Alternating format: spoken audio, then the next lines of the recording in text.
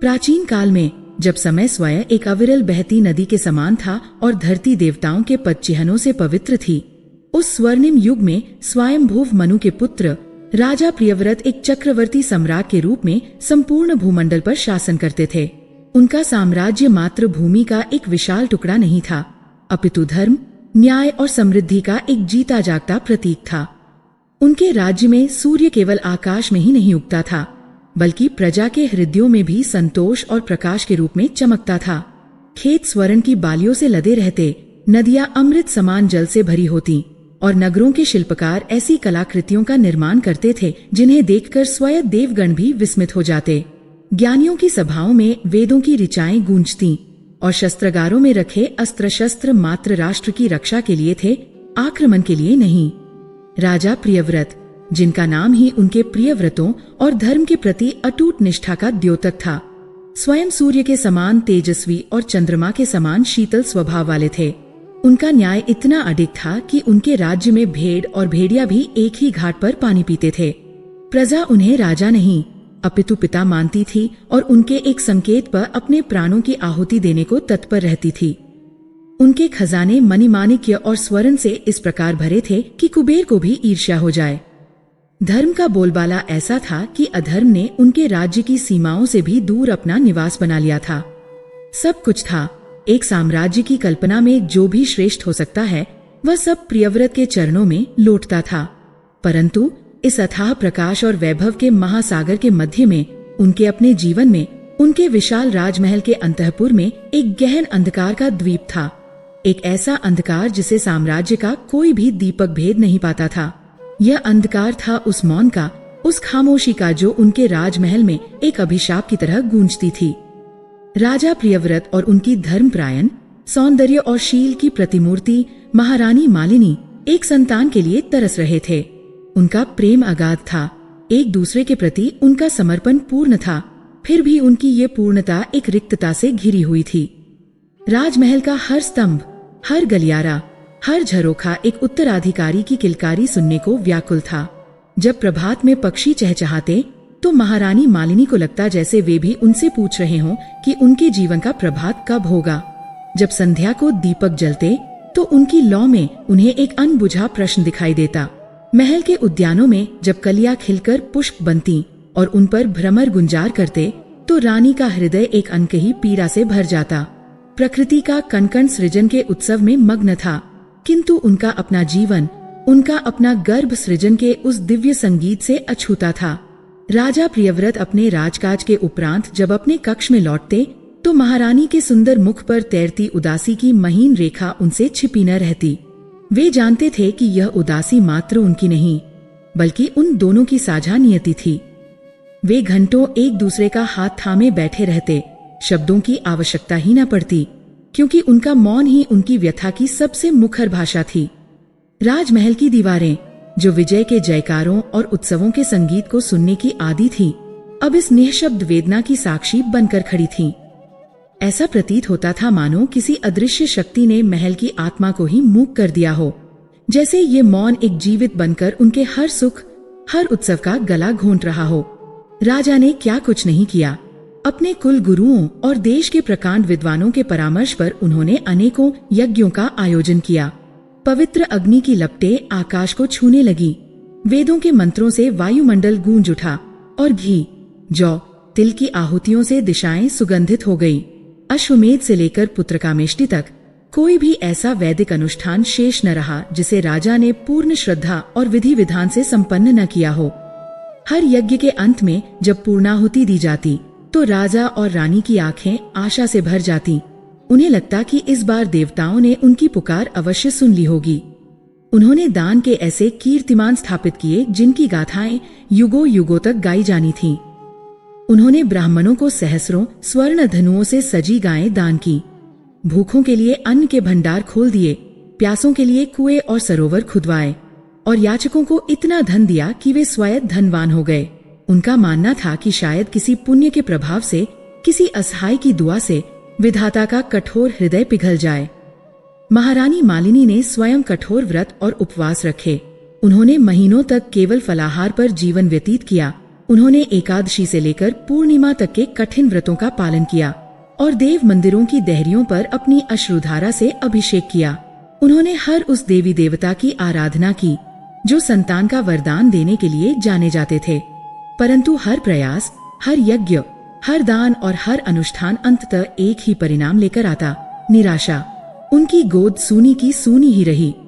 समय किसी के लिए नहीं रुकता, वह अपनी गति से बहता रहता है। वर्ष पर वर्ष बीतते गए।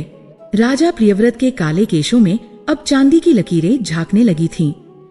उनके चेहरे पर जो कभी सूर्य के तेज से दमकता था, अब चिंता और विषाद की स्थायी रेखाएं खिंच गई थीं। प्रजा अब भी उनसे प्रेम करती थी, उनका सम्मान करती थी, किंतु अब उनकी आंखों में राजा के लिए एक गहरी सहानुभूति और चिंता भी दिखाई देती थी। सभा में जब मंत्रीगण राज्य की सफलताओं का बखान करते तो राजा का मन कहीं और ही भटक रहा होता। उन्हें यह विचार एक विषैले सर्प की भांति बार बार डसता था कि इस महान साम्राज्य का, इस गौरवशाली परंपरा का उनके बाद क्या होगा।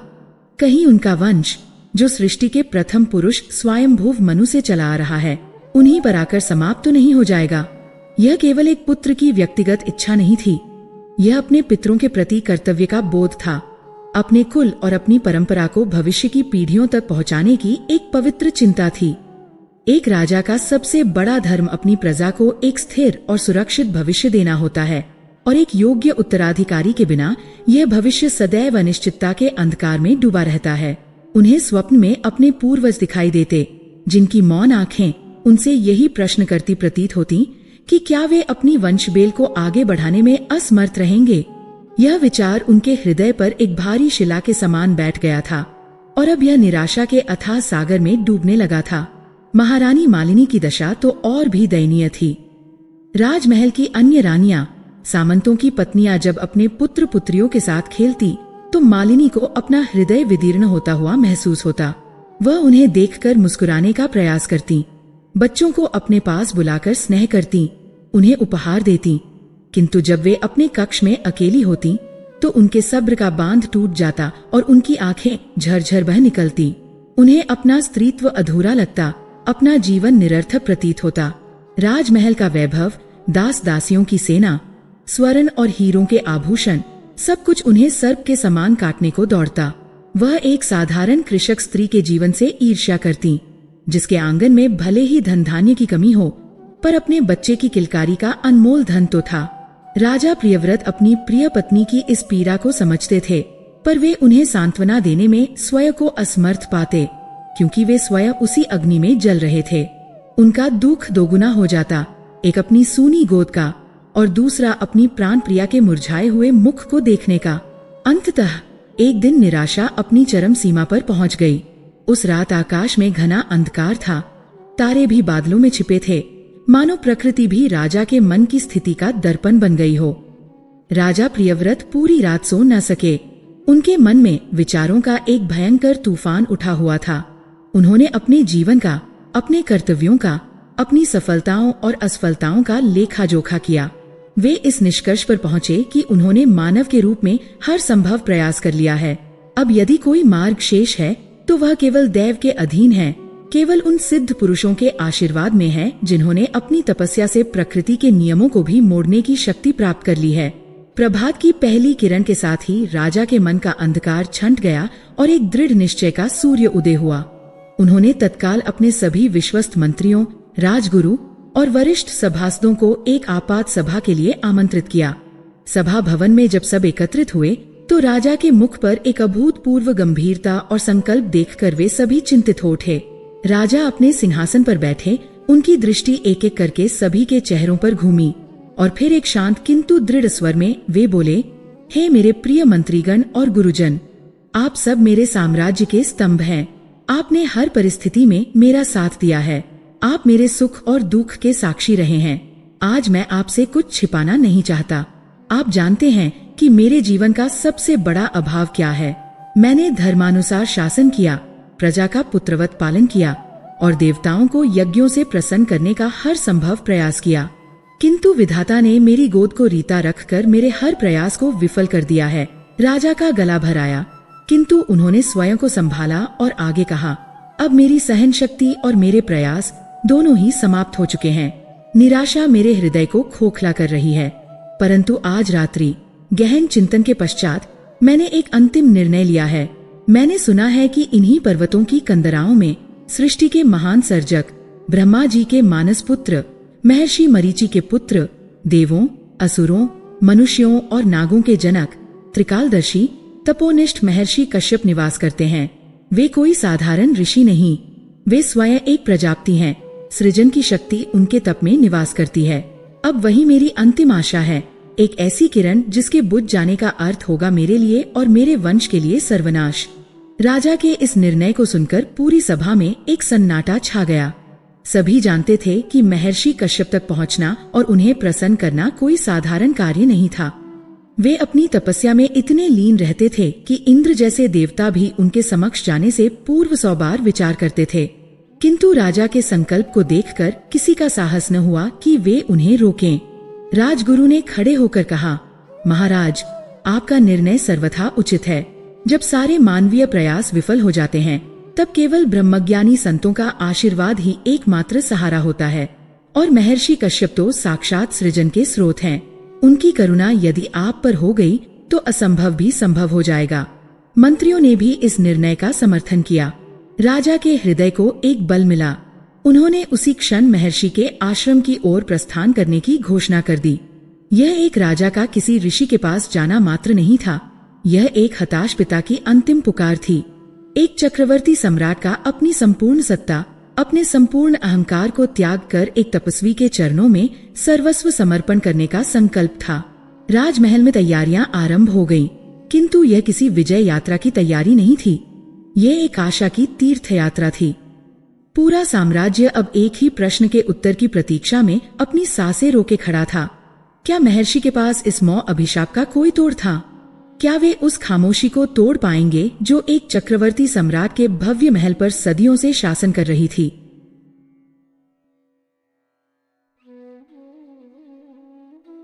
राजा प्रियव्रत का निर्णय एक शांत सरोवर में फेंके गए भारी पत्थर के समान था, जिसने पूरे साम्राज्य के विचार तंत्र में हलचल मचा दी थी।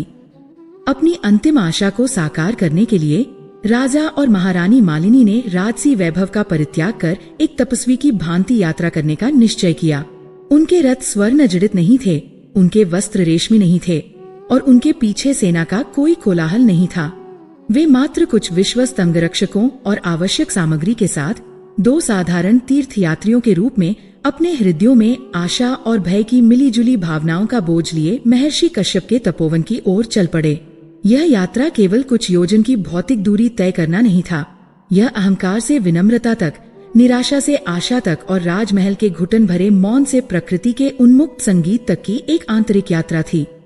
मार्ग में पड़ने वाले हरे भरे खेत, कलकल करती नदियां और घने वन, जो पहले राजा को अपने अधूरेपन का एहसास कराते थे, अब एक नई संभावना का संकेत देते प्रतीत हो रहे थे। हर उगता हुआ सूर्य उनके मन में आशा की एक नई किरण जगाता और हर ढलती शाम उन्हें अपने लक्ष्य के एक और पड़ाव के निकट ले आती। महारानी मालिनी, जो राजमहल के एकांत में मुरझा गई थी, अब प्रकृति के सान्निध्य में एक नई ऊर्जा का अनुभव कर रही थी। पक्षियों का कलरव उन्हें आशीर्वाद का संगीत लगता और हवा में घुली जंगली फूलों की सुगंध उन्हें दैवीय प्रसाद की भांति प्रतीत होती। अनेक दिनों की कठिन यात्रा के पश्चात वे उस पवित्र पर्वत श्रृंखला के निकट पहुंचे जहां महर्षि कश्यप का तपोवन स्थित था।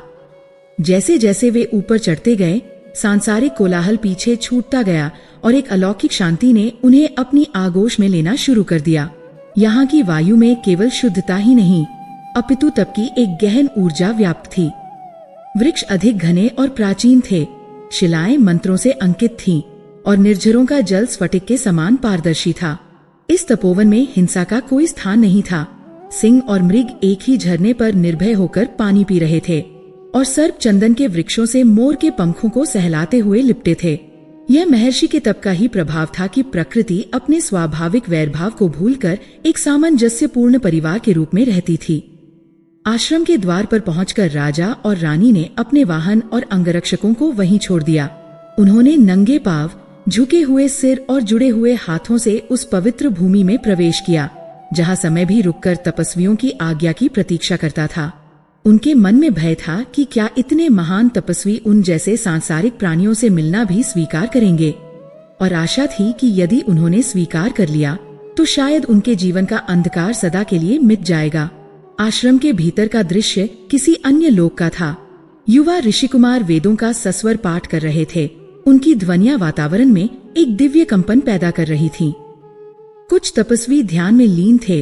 उनके शरीर लगभग निश्चल हो चुके थे, मानो वे पत्थर की प्रतिमाएं हों। यज्ञ की पवित्र अग्नि अनेक स्थानों पर प्रज्वलित थी, जिसकी सुगंधित धूम्र शिखाएं आकाश की ओर उठकर एक अदृश्य पुल का निर्माण कर रही थीं।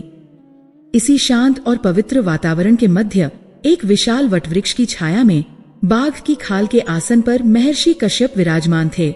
उनका शरीर तपस्या की अग्नि में तपकर कुंदन के समान कांतिमान हो गया था। उनकी जटाएं आकाश और पृथ्वी को जोड़ने वाली जड़ों के समान फैली थी, और उनकी आंखें जो आधी खुली थी, ऐसे प्रतीत हो रही थीं मानो वे इस संसार को देखते हुए भी इसके परे ब्रह्मांड के रहस्यों को निहार रही हों। उनका तेज इतना प्रखर था कि राजा प्रियव्रत और महारानी मालिनी की दृष्टि उन पर टिक न सकी। वे दोनों उस दिव्य उपस्थिति के समक्ष साष्टांग दंडवत हो गए। उनके अश्रु पृथ्वी को भिगो रहे थे। काफी देर तक जब कोई हलचल नहीं हुई तो राजा ने साहस बटोरकर अपना सिर उठाया। उन्होंने देखा कि महर्षि की आंखें अब पूरी तरह खुल चुकी थीं और उनकी करुणामयी दृष्टि उन दोनों पर स्थिर थी। उस दृष्टि में न कोई आश्चर्य था, न कोई प्रश्न। वह एक ऐसी दृष्टि थी जो भूत, वर्तमान और भविष्य के पार देख सकती थी। इससे पहले कि राजा अपनी व्यथा सुनाने के लिए शब्द एकत्रित कर पाते, महर्षि के होठों पर एक हल्की सी मुस्कान उभरी और उनके मुख से मेघों के गर्जन के समान गंभीर वाणी निकली। उठो चक्रवर्ती सम्राट प्रियव्रत, उठो धर्मप्रायण महारानी मालिनी, तुम्हारा आगमन अकारण नहीं है। जिस पीड़ा की अग्नि तुम्हारे हृदयों को वर्षों से जला रही है, उसकी उष्णता इस तपोवन की शांति को भी स्पर्श कर रही है। मैं तुम्हारे आगमन का कारण और तुम्हारे दुख का निदान दोनों जानता हूँ। राजा और रानी आश्चर्य और श्रद्धा से अवाक रह गए। उन्हें ये समझने में देर न लगी कि वे किसी साधारण योगी के समक्ष नहीं, बल्कि एक त्रिकालदर्शी प्रजापति के सामने खड़े हैं, जिनके लिए किसी के मन की बात जानना उतना ही सहज है जितना हमारे लिए श्वास लेना। महर्षि ने अपनी दिव्य दृष्टि से उनके संपूर्ण जीवन को, उनके कर्मों को और उनके भाग्य की जटिल रेखाओं को एक खुले ग्रंथ की भांति पढ़ लिया था। उन्होंने देखा कि राजा प्रियव्रत ने अपने पूर्व जन्म में अनजाने में एक गाय को उसके बछड़े से अलग कर दिया था, जिसके कारण उस गाय के अभिशाप की एक क्षीण छाया उनके इस जन्म के भाग्य पर पड़ी थी। यह कोई ऐसा प्रबल कर्म नहीं था जो उन्हें संतानहीन बना दे, किंतु इसने उनके भाग्य में एक ऐसी गांठ लगा दी थी जिसे साधारण उपायों से खोला नहीं जा सकता था। महर्षि ने अपनी बात आगे बढ़ाई। हे राजन, तुम्हारे भाग्य में संतान का सुख लिखा तो है, किंतु वह एक साधारण विधि से प्राप्त नहीं हो सकता। जिस महान आत्मा को तुम्हारे पुत्र के रूप में जन्म लेना है, वह कोई साधारण जीव नहीं है। उसे इस पृथ्वी पर अवतरित होने के लिए एक दिव्य आह्वान की आवश्यकता है। तुम्हारे द्वारा किए गए यज्ञ, दान और अनुष्ठान प्रशंसनीय हैं। उन्होंने तुम्हारे पुण्यों में वृद्धि की है, किंतु वे इतने शक्तिशाली नहीं कि उस विशिष्ट आत्मा को गर्भ में आने के लिए आमंत्रित कर सकें। इसके लिए तुम्हें देवताओं को प्रसन्न करना होगा और एक ऐसे अत्यंत शक्तिशाली यज्ञ का अनुष्ठान करना होगा जिसकी विधि अत्यंत गोपनीय और दुर्लभ है। राजा प्रियव्रत के हृदय में आशा का एक दीपक जल उठा। उन्होंने कांपते हुए स्वर में पूछा, हे ब्रह्मर्षि, कृपा करके उस यज्ञ का विधान बताएं।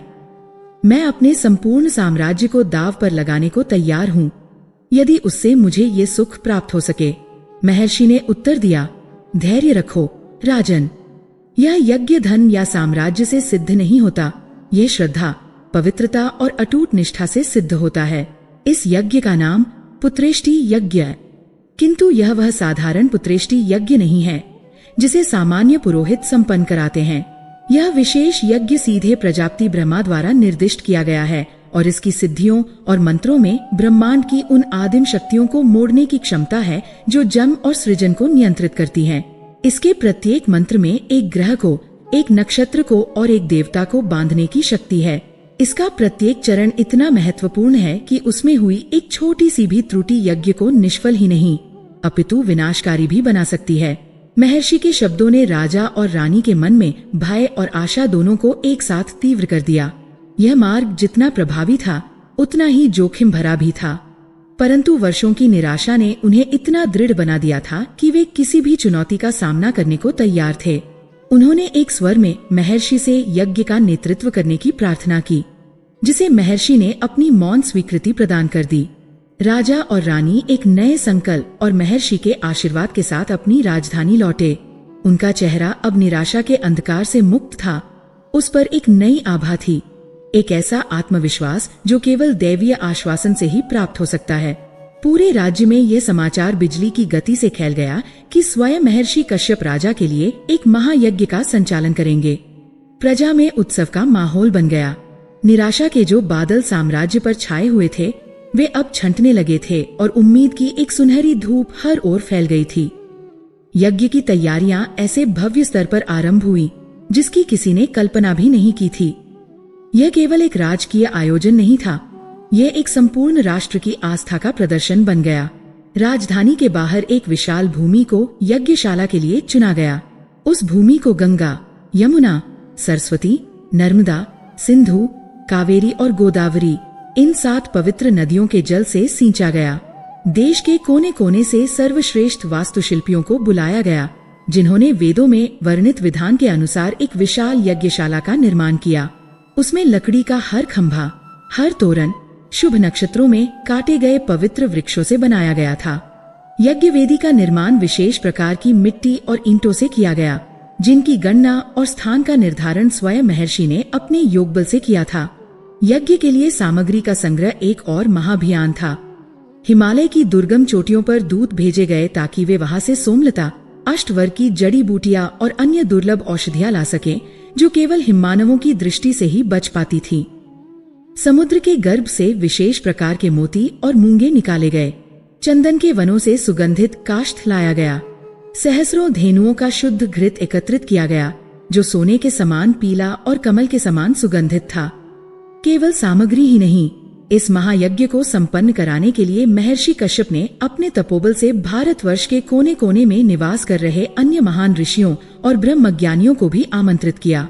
अंगिरस, भृगु, मरीचि, पुलस्त्य जैसे गोत्रों के प्रतिनिधि ऋषि अपने शिष्यों सहित पधारने लगे। उनके आगमन से राजधानी एक तपोवन में परिवर्तित हो गई। हर ओर वेदों के मंत्र गूंज रहे थे और दार्शनिक विषयों पर शास्त्रार्थ हो रहा था। ऐसा प्रतीत हो रहा था मानो समस्त ज्ञान और तप की शक्ति उस एक यज्ञ को सफल बनाने के लिए एकत्रित हो गई हो।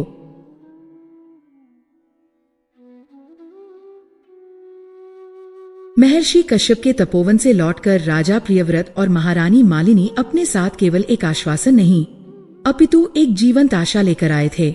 वह दिव्य खीर जो देवचरु थी, महारानी के गर्भ में प्रवेश करते ही मानो एक चमत्कार का सूत्रपात कर गई। जिन राजवैद्यों ने वर्षों पहले अपने शास्त्र और ज्ञान की सीमाओं को स्वीकार कर लिया था, वे अब चकित थे। महारानी के शरीर में वे परिवर्तन प्रकट होने लगे थे जो केवल एक नए जीवन के आगमन का संकेत देते हैं। उनका मुखमंडल एक अभूतपूर्व आभा से दमकने लगा। उनकी चाल में एक नई गरिमा आ गई और उनकी आंखों में निराशा की धुंध के स्थान पर मातृत्व का एक शांत गहरा सागर लहराने लगा। वह मौन अभिशाप जो राजमहल की दीवारों में गूंजता था, अब एक मधुर प्रतीक्षा की शांति में परिवर्तित हो गया था। और फिर कुछ ही सप्ताहों के भीतर राजवैद्यों की प्रमुख ने कांपते हुए स्वरों में उस समाचार की पुष्टि की जिसका पूरा साम्राज्य युगों से इंतजार कर रहा था। महारानी मालिनी ने गर्भ धारण कर लिया था। ये समाचार केवल एक घोषणा नहीं थी, यह एक राष्ट्र की सूखी पड़ी आशा की धरती पर अमृत की पहली वर्षा थी। जैसे ही ये खबर राजमहल के स्वर्ण द्वारों से निकलकर राजधानी की गलियों में पहुंची, एक अकल्पनीय आनंद का ज्वार उमड़ पड़ा। लोग अपने घरों से बाहर निकल आए। वे एक दूसरे को गले लगा रहे थे। उनकी आंखों में खुशी के आंसू थे। ढोल, नगाड़े और शंख की ध्वनियों से आकाश गूंज उठा। ऐसा प्रतीत हो रहा था मानो वर्षों से सोया हुआ यह नगर आज सहसा जाग उठा हो। राजा प्रियव्रत ने जब यह सुना तो एक क्षण के लिए उन्हें विश्वास ही नहीं हुआ। वे अपने सिंहासन से उठे, लड़खड़ाते कदमों से अंतःपुर की ओर बढ़े और जब उन्होंने महारानी के मुख पर उस दिव्य पुष्टि की लज्जा मिश्रित मुस्कान देखी तो चक्रवर्ती सम्राट की आंखों से अविरल अश्रुधारा बह निकली। वे महारानी के चरणों में बैठ गए और उन्होंने उस गर्भ को प्रणाम किया जिसमें उनके वंश का भविष्य, उनकी आशाओं का केंद्र और उनके पितरों का तर्पण पल रहा था। यह महर्षि कश्यप का वरदान था, यह देवताओं का आशीर्वाद था, यह उनकी वर्षों की प्रतीक्षा और आस्था का प्रतिफल था। संदेह का अंतिम कण भी उनके मन से विलीन हो गया। अब राजमहल में प्रत्येक दिन एक उत्सव था। पूरे 9 महीने तक मानो साम्राज्य ने शोक और निराशा को देश निकाला दे दिया हो।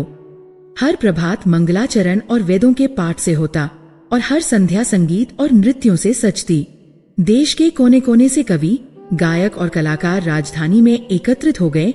वे सभी उस अजन में राजकुमार की स्तुति में गीत और कविताएं रच रहे थे। राजा ने खजाने के द्वार खोल दिए, दरिद्रों और याचकों के लिए अटूट भंडारे स्थापित किए गए। कोई भी व्यक्ति राज्य में भूखा या वस्त्रहीन नहीं रहा। मंदिरों में अखंड दीप जलाए गए और सहस्रों ब्राह्मण उस शिशु के दीर्घायु और उत्तम स्वास्थ्य के लिए निरंतर अनुष्ठान कर रहे थे। महारानी मालिनी को राजमहल में एक देवी की भांति पूजा जाने लगा। उनकी हर इच्छा, हर अभिलाषा को एक आदेश की तरह पूरा किया जाता। राजा प्रियव्रत स्वयं एक छाया की भांति उनके साथ रहते। वे घंटों उनके पास बैठकर उन्हें अपने पूर्वजों की वीर गाथाएं सुनाते, धर्म और न्याय के गूढ़ रहस्य समझाते, इस आशा में कि गर्भ में पल रहा शिशु इन संस्कारों को आत्मसात कर ले। वे उस अजन में शिशु से बातें करते, उसे बताते कि उसका इंतजार केवल उसके माता पिता ही नहीं बल्कि एक पूरा साम्राज्य, एक पूरी प्रजा कर रही है। महारानी मालिनी के लिए यह जीवन का सबसे स्वर्णिम काल था। जिस स्त्री ने स्वयं को अधूरा और निरर्थक मान लिया था, वह अब सृजन की उस दिव्य प्रक्रिया का केंद्र बन गई थी। वह अपने भीतर हो रहे सूक्ष्म परिवर्तनों को महसूस करती। एक नन्हे हृदय की धड़कन, एक कोमल सी हलचल, एक नया जीवन जो उन्हीं का अंश था, उन्हीं के रक्तमान से आकार ले रहा था। यह अनुभूति उनके सारे पुराने दुखों पर मरहम की तरह काम कर रही थी। उन्होंने स्वयं अपने हाथों से उस आने वाले शिशु के लिए रेशमी वस्त्रों पर सुनहरे धागों से कशीदाकारी की। उन्होंने सुनारों को बुलाकर छोटे छोटे कंगन और पायल बनवाए और काश्तकारों को एक ऐसा पालना बनाने का आदेश दिया जो चंदन की लकड़ी से बना हो और जिस पर स्वर्ग की अप्सराओं के चित्र उकेरे गए हों। राजमहल का हर कोना, हर व्यक्ति उस शुभ घड़ी की प्रतीक्षा में अपनी पलकें बिछाए बैठा था जब उनका भावी राजा, उनका उत्तराधिकारी इस धरती पर अपना पहला श्वास लेगा। आशा एक वृक्ष का रूप ले चुकी थी जो 9 महीनों में खूब फला खुला था और अब उस पर फल लगने का समय आ गया था। अंततः 9 मास की सुखद प्रतीक्षा के बाद वह क्षण आ ही गया। एक रात्रि जब चंद्रमा अपनी पूर्ण कलाओं से आकाश में चमक रहा था और तारे किसी उत्सव की भांति टिमटिमा रहे थे, महारानी मालिनी को प्रसव पीड़ा आरंभ हुई। यह समाचार फैलते ही पूरे राजमहल में एक साथ उत्तेजना और प्रार्थना की लहर दौड़ गई। राजा प्रियव्रत प्रसूति गृह के बाहर व्याकुलता से टहल रहे थे। उनके साथ मंत्रीगण, गुरुजन और राज परिवार के सभी सदस्य उपस्थित थे। सभी के चेहरे पर चिंता और आशा की मिश्रित भावनाएं थीं। नगर के मंदिरों में घंटियां बजने लगीं और प्रजा अपने घरों में दीपक जलाकर अपने भावी राजा के सकुशल आगमन के लिए प्रार्थना करने लगी। प्रसूति गृह के भीतर अनुभवी दाइयों और राजवैद्यों की टीम महारानी की सहायता के लिए तत्पर थी। घंटों तक महारानी असहनीय पीड़ा से गुजरती रहीं, किंतु उनके मुख पर पीड़ा से अधिक एक आनंद की प्रत्याशा थी। हर पीड़ा उन्हें अपने लक्ष्य के और निकट ले जा रही थी। बाहर राजा प्रियव्रत के लिए समय का हर क्षण एक युग के समान बीत रहा था। और फिर रात्रि के अंतिम पहर में ब्रह्मा मुहूर्त के ठीक पहले प्रसूति गृह के भीतर से एक शिशु के जन्म लेने की सूचना आई। एक क्षण के लिए सब कुछ शांत हो गया। बाहर खड़े सभी लोगों ने अपनी श्वास रोक ली। उनके कान उस एक ध्वनि को सुनने के लिए व्याकुल थे। एक नवजात शिशु के प्रथम रुदन की ध्वनि, वह किलकारी जो राजमहल के मौन अभिशाप को सदा के लिए तोड़ देती। अंदर सबसे अनुभवी दाई ने उस नवजात शिशु को अपने हाथों में लिया। उसका मुखमंडल चंद्रमा के समान कांतिमय था। उसके अंग प्रत्यंग इतने सुघड़ और सुंदर थे मानो उसे स्वयं ब्रह्मा ने अपने हाथों से गढ़ा हो। दाई के मुख पर एक विस्तृत मुस्कान उभरी। वह उस खुशखबरी को बाहर सुनाने के लिए जैसे ही आगे बढ़ी, उसकी दृष्टि शिशु के निश्चल शरीर पर पड़ी। उसकी मुस्कान जम गई और उसकी खुशी एक भयावह अस्फुट चीख में बदल गई। महारानी ने एक पुत्र को तो जन्म दिया था, एक ऐसा पुत्र जो सौंदर्य में देवताओं को भी लज्जित कर दे। लेकिन उसकी सांसें नहीं चल रही थीं। उसका छोटा सा हृदय नहीं धड़क रहा था। वह मौन था, शांत था, निष्प्राण था। वह मृत जन्मा था। दाई की उस दबी हुई चीख ने प्रसूति गृह के भीतर के सारे आनंद को एक पल में सोख लिया। जिस किलकारी का वर्षों से, युगों से इंतजार था, उसकी जगह एक हृदय विदारक निशब्द सत्य ने ले ली। जो दाइयां अभी क्षण भर पहले बधाई देने को आतुर थीं, वे अब भय और शोक से कांप रही थीं। महारानी मालिनी, जो प्रसव की पीड़ा से शिथिल पड़ी थी, इस भयावह शांति को समझ नहीं पाई। उन्होंने क्षीण स्वर में पूछा, क्या हुआ? मेरा पुत्र रो क्यों नहीं रहा? मुझे उसे दिखाओ।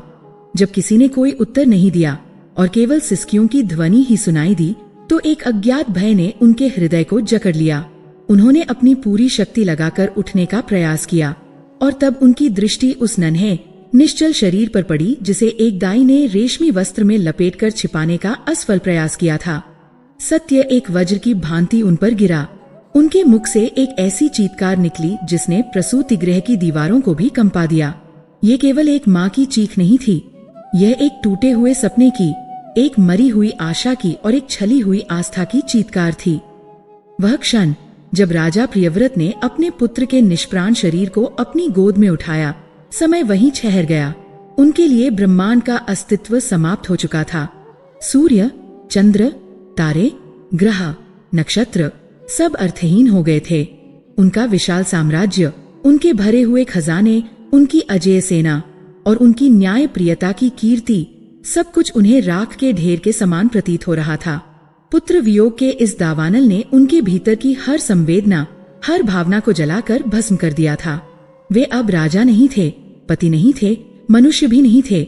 वे केवल एक जीवित समाधि थे जिसमें उनकी समस्त आशाएं और स्वप्न दफन हो चुके थे। राजमहल, जो 9 महीनों तक आनंद के महासागर में तैरता रहा था, अब शोक के एक मूक बर्फीले पर्वत में बदल गया था। महारानी मालिनी अपनी चेतना खो चुकी थी और शायद यह विधाता की उन पर कृपा ही थी, क्योंकि जो सत्य राजा की खुली आंखों के सामने था, उसे देख सकने की शक्ति किसी भी माँ के हृदय में नहीं हो सकती थी। दिन रात में और रात दिन में बदलने लगे, किंतु राजा प्रियव्रत के लिए समय का ये चक्र रुक चुका था। वे उसी स्थान पर, उसी सिंहासन पर अपने मृत पुत्र को छाती से लगाए पत्थर की एक मूर्ति के समान बैठे रहे।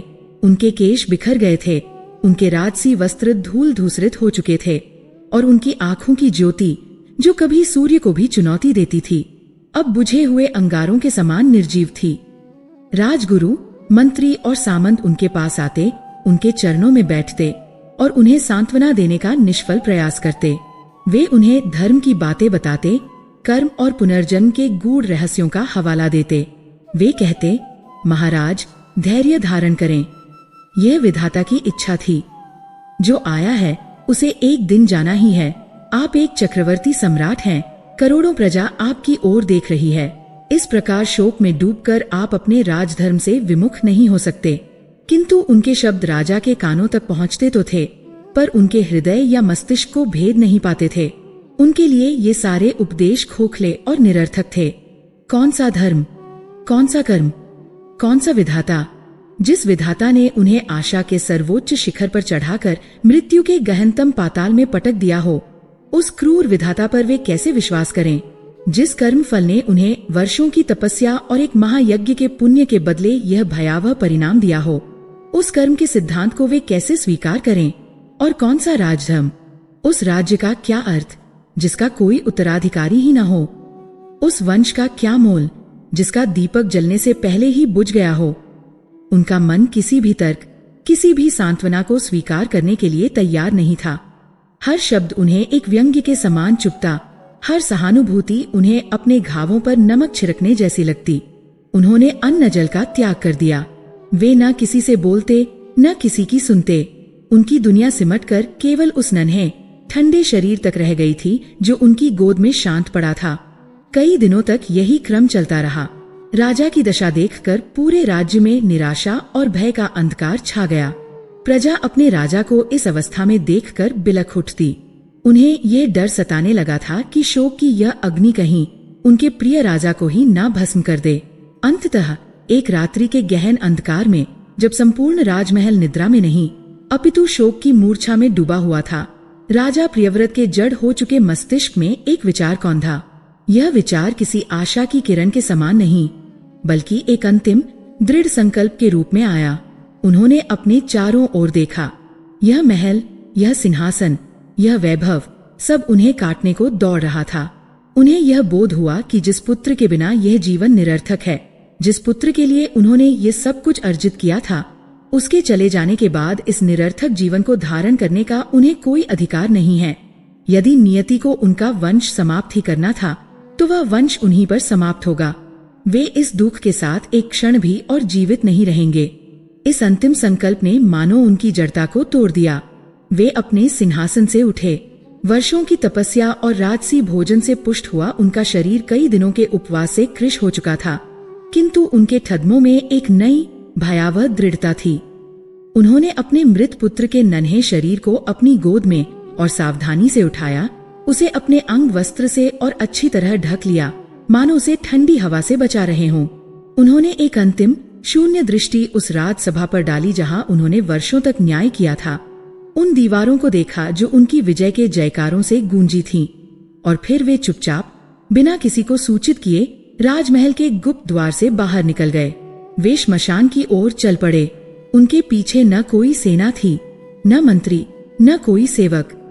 वे अकेले थे, अपने अथाह दुख और अपने अंतिम अटल संकल्प के साथ।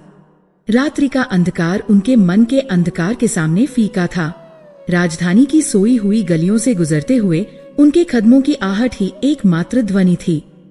वे उस पथ पर चल रहे थे जिस पर एक दिन उनके पुत्र की भव्य शव यात्रा निकलनी चाहिए थी, किंतु आज एक हताश पिता स्वयं अपने पुत्र का शव लेकर उस अंतिम यात्रा पर अकेला जा रहा था। नगर के प्रहरी उन्हें देखकर चौंके। वे उन्हें रोकना चाहते थे, किंतु राजा की आंखों में जलती हुई ज्वाला और उनके मुख पर छाई हुई वैराग्य की शांति को देखकर किसी का साहस न हुआ। वे बस सिर झुकाकर उस मौन हृदय विदारक दृश्य को देखते रह गए। नगर की सीमा को पार करके वे उस स्थान पर पहुंचे जिसे श्मशान कहते हैं। जीवन के सारे कोलाहल, सारे अहंकार और सारी आकांक्षाओं का अंतिम विश्राम स्थल। यहाँ की शांति भयावह थी, एक ऐसी शांति जो चिताओं के जलने की चटचट और निशाचरों की डरावनी आवाजों से ही कभी कभी भंग होती थी। हवा में अधजली लकड़ियों और मानवदेह के जलने की एक तीखी गंध व्याप्त थी। दूर कुछ चिताएं अभी भी सुलग रही थीं, जिनकी लाल लपटें रात्रि के अंधकार में किसी दैत्य की आंखों के समान चमक रही थीं। साधारण मनुष्य जिस स्थान पर दिन में भी आने से कांपता है, उस स्थान पर राजा प्रियव्रत को एक अजीब सी शांति का अनुभव हुआ। उन्हें लगा कि यही सत्य है।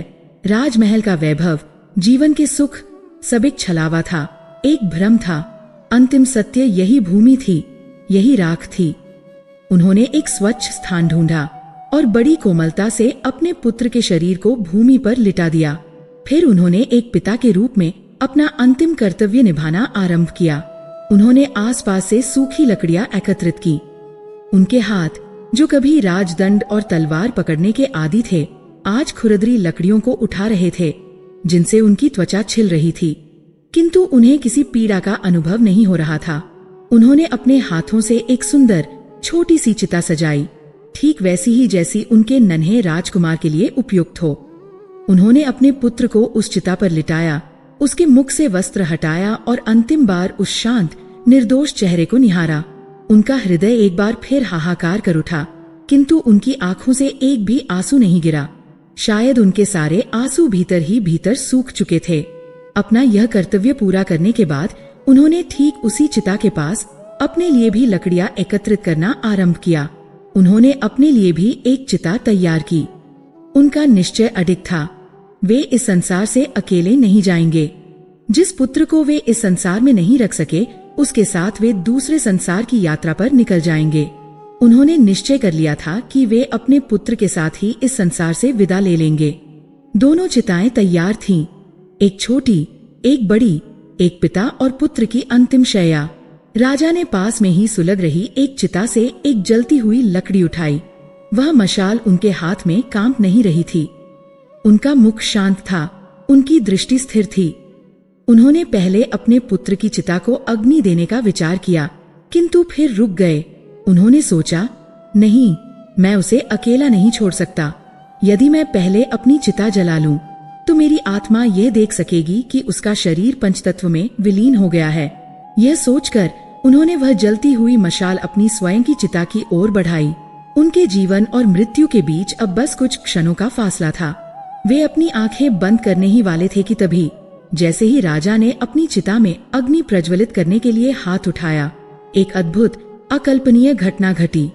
पूरा श्मशान, जो अभी तक अंधकार और भयावहता में डूबा हुआ था, सहसा एक अलौकिक सुनहरे प्रकाश से भर गया। यह सूर्य का तीव्र प्रकाश नहीं था और न ही चंद्रमा की शीतल चांदनी।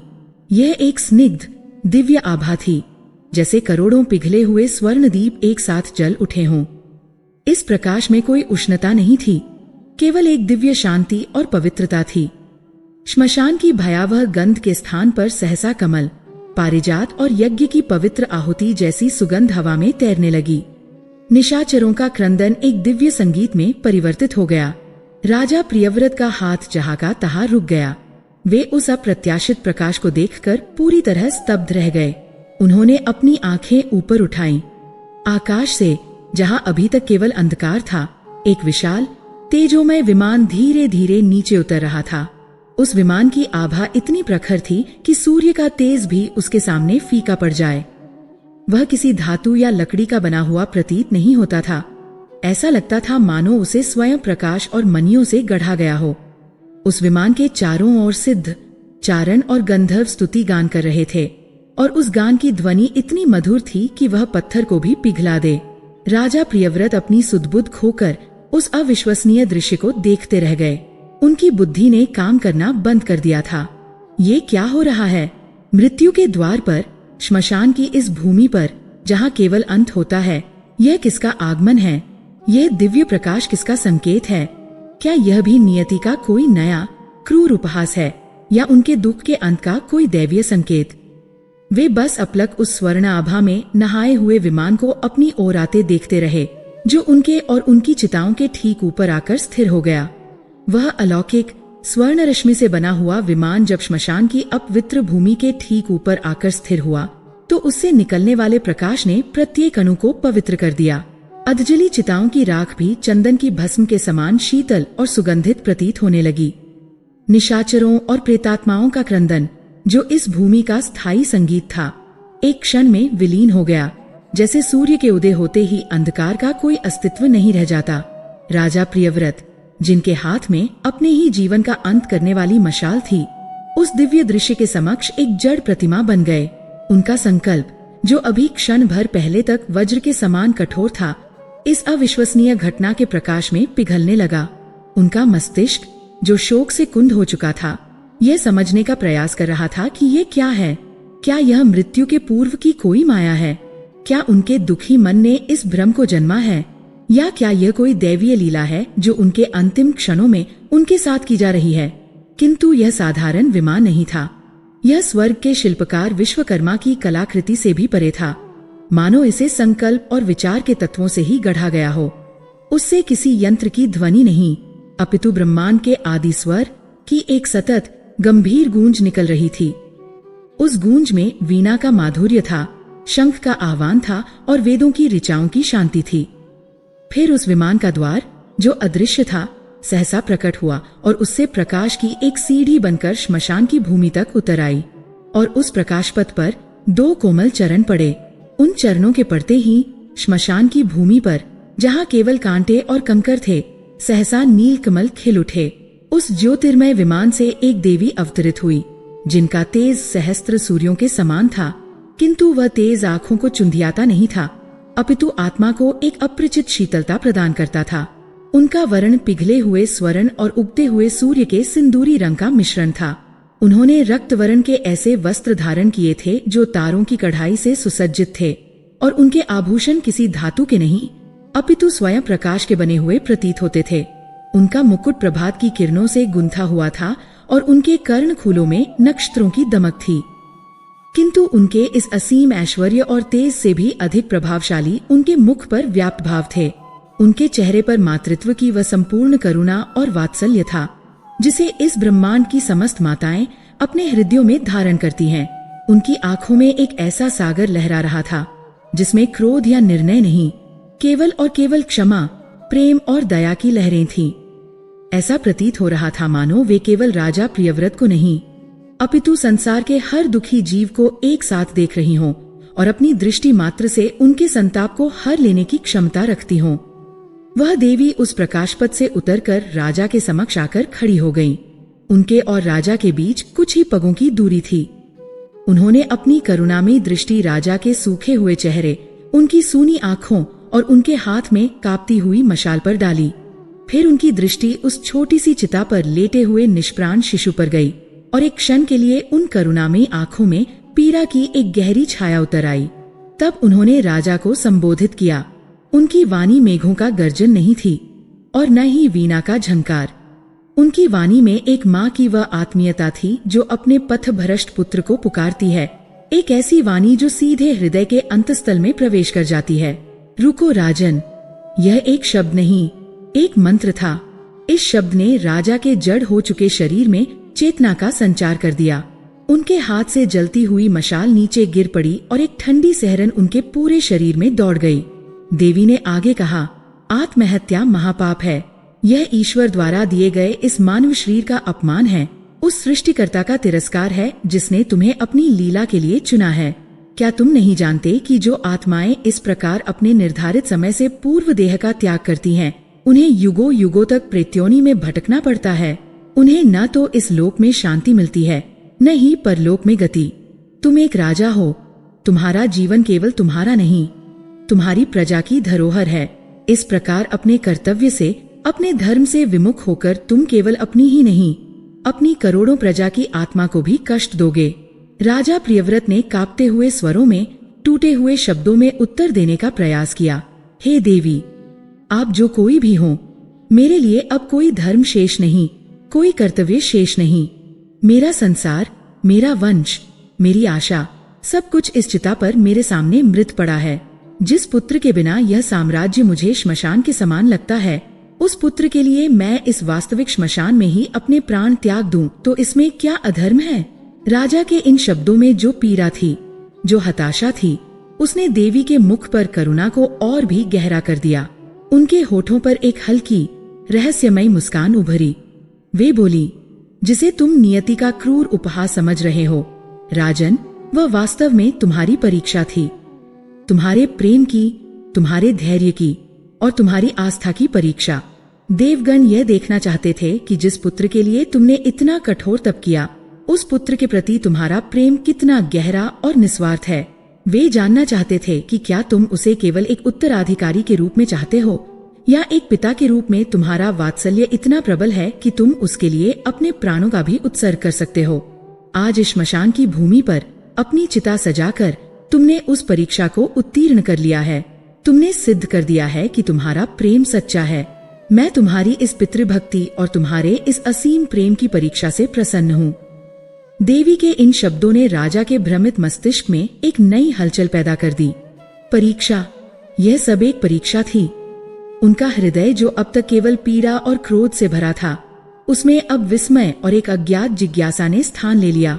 उन्होंने अपने जुड़े हुए हाथों से लड़खड़ाती हुई वाणी में पूछा, आप कौन हैं देवी? आप किस देव की बात कर रही हैं? मुझ अभागे पर कृपा करने वाली आप साक्षात करुणा की मूर्ति कौन हैं?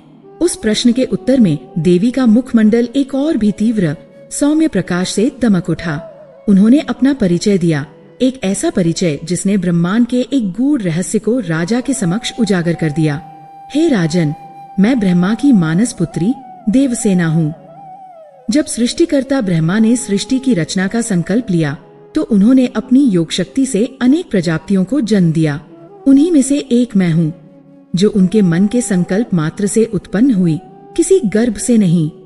मेरा मुख्य कर्तव्य देवों की सेना का संरक्षण और नेतृत्व करना है, इसीलिए मुझे देवसेना कहा जाता है। किंतु मेरा एक और स्वरूप है, एक और नाम है और एक और कर्तव्य है, जो सांसारिक जीवों के लिए अधिक महत्वपूर्ण है। सुनो राजन, जब ब्रह्मा ने सृष्टि की मूल प्रवृत्ति, प्रकृति की रचना की, तो उसके अनेक अंश किए। उस प्रकृति का जो छठा अंश है, वह सर्वश्रेष्ठ और सर्वाधिक महत्वपूर्ण है, क्योंकि वही अंश संसार में मातृत्व का, वात्सल्य का और शिशुओं के पालन पोषण का आधार है। उसी छठे अंश से मेरा ये स्वरूप प्रकट हुआ है। चूंकि मैं प्रकृति के छठे अंश से उत्पन्न हुई हूँ, इसीलिए ज्ञानी जन और देवगण मुझे षष्ठी के नाम से भी जानते हैं और पूछते हैं। देवी एक क्षण के लिए रुकी ताकि राजा उनके शब्दों के गहन अर्थ को समझ सकें। फिर वे बोली, मेरा विधान ही यही है। मैं इस संसार के समस्त नवजात शिशुओं की रक्षिका हूँ। जन्म के छठे दिन तक मैं स्वयं अदृश्य रूप में शिशु के पास रहकर यम, भूत, प्रेत और सभी अमंगलकारी शक्तियों से उसकी रक्षा करती हूँ। मेरा आशीर्वाद जिस बालक पर होता है उसे कोई व्याधि, कोई संकट छू भी नहीं सकता। और केवल यही नहीं, मैं ही नह संतानों को संतान का वरदान देती हूँ। जो भी स्त्री पुरुष सच्ची श्रद्धा से मेरा स्मरण और पूजन करते हैं, उनकी सूनी गोद को भरना मेरा व्रत है, मेरा धर्म है। यह सुनकर राजा प्रियव्रत के शरीर का रोम रोम खड़ा हो गया। तो यह थी वह देवी जिनकी कृपा के बिना कोई संतान न तो जन्म ले सकती है, न ही जीवित रह सकती है। यह तो साक्षात सृजन और पालन की शक्ति थी। महर्षि कश्यप के यज्ञ ने देवताओं का आशीर्वाद तो प्राप्त कर लिया था, किंतु उस आशीर्वाद को मूर्त रूप देने वाली, उस मृत शरीर में प्राण फूंकने वाली शक्ति तो यही थी। राजा का मस्तक श्रद्धा से झुक गया। इतना कहकर देवी षष्ठी उस छोटी सी चिता के पास गई, जिस पर वह नन्हा निष्प्राण शरीर लेटा हुआ था। राजा अपनी श्वास रोके उस दृश्य को देख रहे थे। देवी उस मृत शिशु के पास झुकी। उनके मुख पर वही वात्सल्य था जो यशोदा के मुख पर कृष्ण को देख कर आता होगा। उन्होंने अपना दाहिना हाथ, जिसकी उंगलियां कमल की पंखुड़ियों के समान कोमल और कांतिमय थी, उस शिशु के ठंडे पड़े शरीर पर रखा। उन्होंने अपना हाथ केवल उसके वक्ष पर फेरा। उनके स्पर्श करते ही एक असंभव, अकल्पनीय, अविश्वसनीय चमत्कार घटित हुआ। जिस क्षण देवी के हाथ का स्पर्श उस निर्जीव शरीर से हुआ, उस शरीर में एक स्वर्ण रंग की ऊर्जा की लहर सी दौड़ गई। उस शिशु का शरीर, जो मृत्यु के कारण नीला पड़ गया था, सहसा नवजात गुलाब की पंखुड़ियों के समान गुलाबी हो उठा। उसके छोटे से हृदय में, जो युगों से शांत पड़ा था, एक स्पंदन हुआ, फिर दूसरा, और फिर वह नियमित रूप से धड़कने लगा। उसकी नासिका से, जो ठंडी पड़ चुकी थी, श्वास का पहला गर्म झोंका बाहर आया। उसकी बंद पलकों में हलचल हुई और फिर उसने धीरे धीरे अपनी आंखें खोली। और फिर उस शिशु के कंठ से एक ध्वनि निकली, पहले एक हल्की सी सिसकी और फिर एक जोरदार रुदन। वह ध्वनि उस श्मशान की अनंत भयावह खामोशी को चीरती हुई, उस रात्रि के अंधकार को भेदती हुई, सीधे राजा प्रियव्रत के कानों और हृदय में अमृत की एक नदी बनकर घुल गई। ये वही ध्वनि थी जिसे सुनने के लिए उनके कान तरस गए थे। यह वही किलकारी थी जिसके अभाव में उनका राजमहल एक अभिशाप बन गया था। यह वही जीवन का संगीत था जिसके लिए उन्होंने अपना सर्वस्व दांव पर लगा दिया था। एक असंभव चमत्कार हो चुका था। मृत्यु पराजित हो चुकी थी। देवी ने अपनी एक अंगुली के स्पर्श मात्र से नियति के लिखे को मिटाकर एक नया अध्याय लिख दिया था। राजा प्रियव्रत अपने घुटनों के बल भूमि पर गिर पड़े। उनकी आंखों से, जो अब तक सूखी थीं, अश्रुओं का एक ऐसा सोता खूटा जिसे वे रोक नहीं पा रहे थे। वे उस रोते हुए शिशु को देख रहे थे, और फिर उस करुणामयी देवी को, और फिर वापस उस शिशु को। उनका मस्तिष्क यह स्वीकार ही नहीं कर पा रहा था कि जो वे देख रहे हैं वह सत्य है। देवी ने उस जीवित हो चुके शिशु को बड़े स्नेह से अपनी गोद में उठा लिया। उस बालक ने रोना बंद कर दिया और देवी की गोद में स्वयं को सुरक्षित महसूस करके शांत हो गया। देवी ने उस शिशु को राजा की ओर बढ़ाया और कहा, लो राजन, ये तुम्हारा पुत्र है, ये मेरा प्रसाद है। राजा ने कांपते हुए हाथों से अपने पुत्र को लिया। उस नन्हे शरीर की गर्मी, उसकी सांसों का स्पर्श, उसके हृदय की धड़कन, ये सब इतना वास्तविक था, इतना जीवंत था। उन्होंने अपने पुत्र को अपनी छाती से लगा लिया और फूट फूट कर रो पड़े। उनका वर्षों का दुख, उनकी निराशा, उनका क्रोध, सब कुछ उन आनंद के आंसुओं में बह गया। एक असंभव चमत्कार हो चुका था, लेकिन यह चमत्कार अकारण नहीं था। यह राजा के प्रेम की परीक्षा का फल था। देवी ने राजा को जीवन का सबसे बड़ा, सबसे अनमोल उपहार तो दे दिया था। एक ऐसा उपहार जिसे वे 7 जन्मों में भी नहीं चुका सकते थे।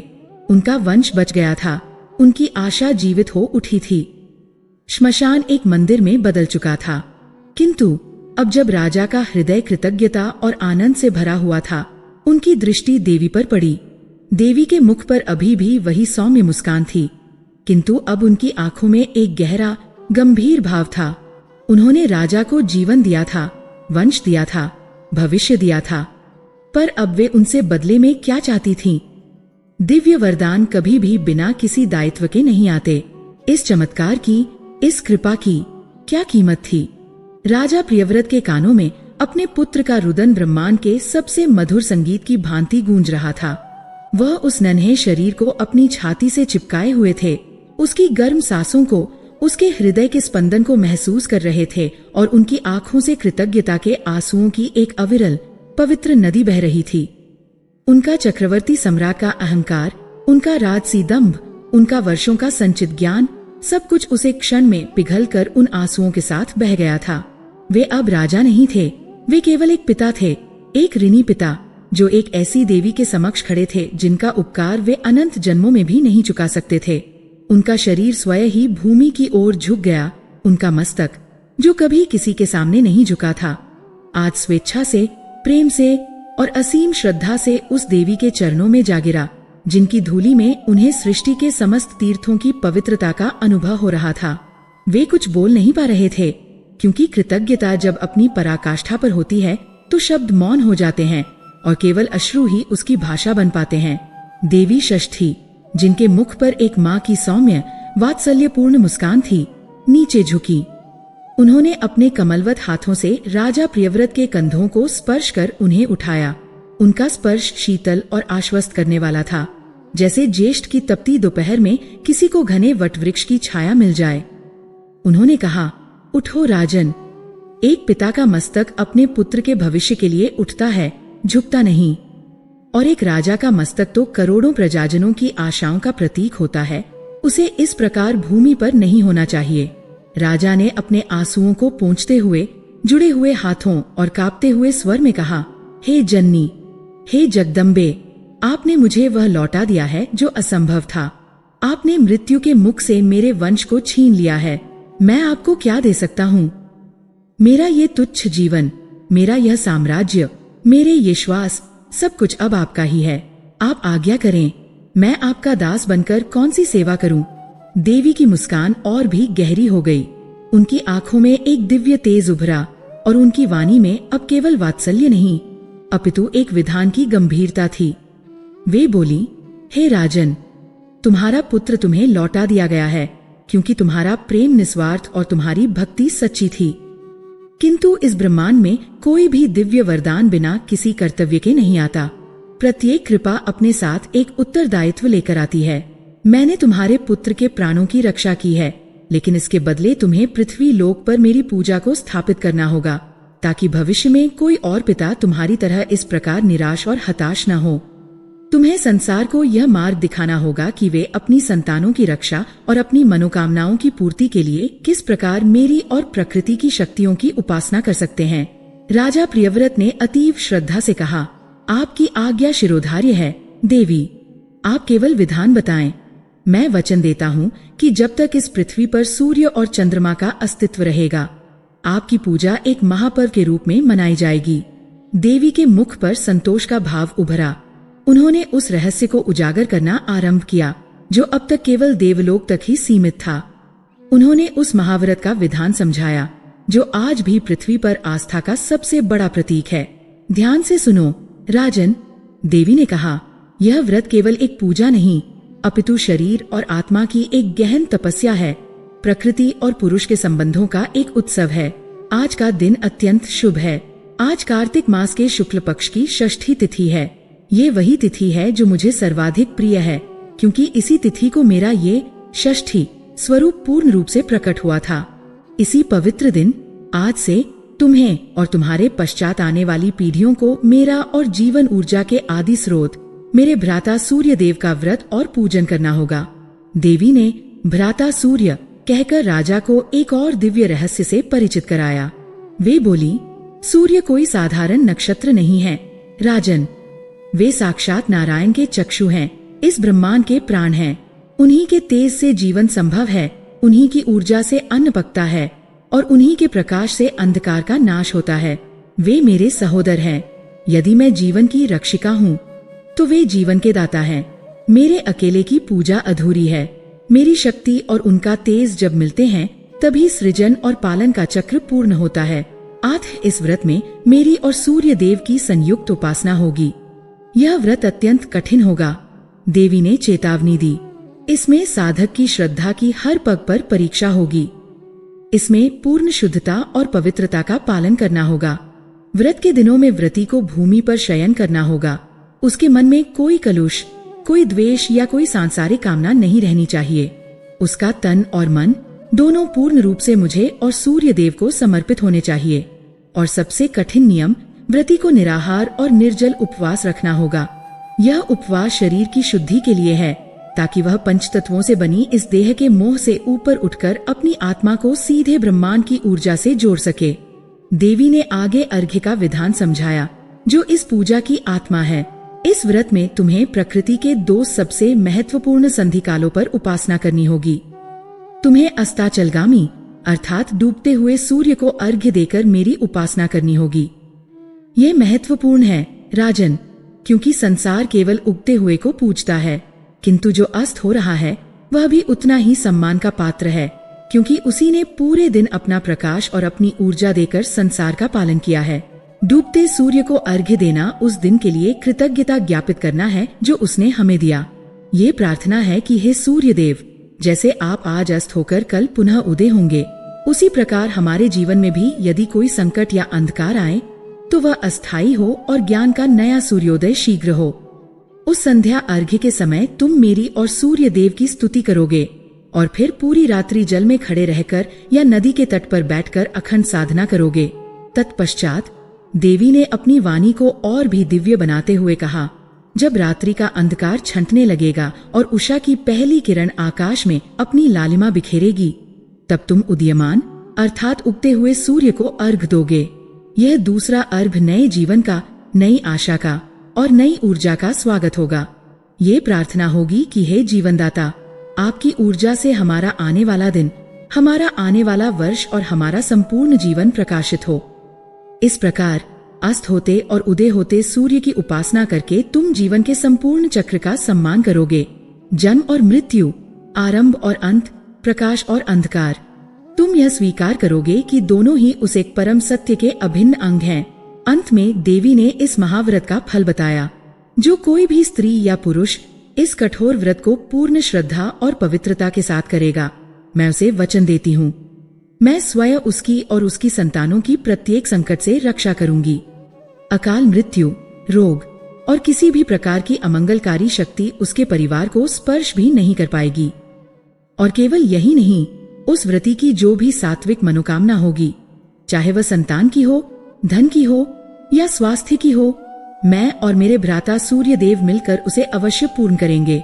यह मेरा तुम्हें और इस संपूर्ण पृथ्वी लोक को वरदान है। यह कहकर देवी षष्ठी ने उस जीवित मुस्कुराते हुए बालक को पुनः राजा के हाथों में सौंप दिया। राजा प्रियव्रत का हृदय कृतज्ञता, आश्चर्य और एक नए संकल्प के तेज से भर गया था। उन्होंने देवी को वचन दिया, हे छठी मैया, मैं आपको वचन देता हूँ कि आपकी ये पूजा, आपका ये विधान इस पृथ्वी पर केवल एक व्रत नहीं बल्कि एक महापर्व के रूप में स्थापित होगा। मैं इसका प्रचार अपने संपूर्ण साम्राज्य में और उससे भी परे करूंगा। यह पूजा मेरे वंश के साथ आरंभ होकर युगों युगों तक मानव जाति का कल्याण करती रहेगी। देवी ने तथास्तु कहा और अपनी अंतिम करुणा में दृष्टि राजा और उस बालक पर डालकर वे उसी प्रकाश पथ पर चढ़कर अपने ज्योतिर्मय विमान में विलीन हो गई। उनके जाते ही वह अलौकिक प्रकाश, वह दिव्य संगीत और वह सुगंध भी अंतर्धान हो गए। श्मशान एक बार फिर श्मशान बन गया, किंतु अब राजा प्रियव्रत के लिए वह भयावह नहीं, अपितु एक परम पवित्र तीर्थ स्थल था। राजा की वापसी की यात्रा एक स्वप्न के समान थी।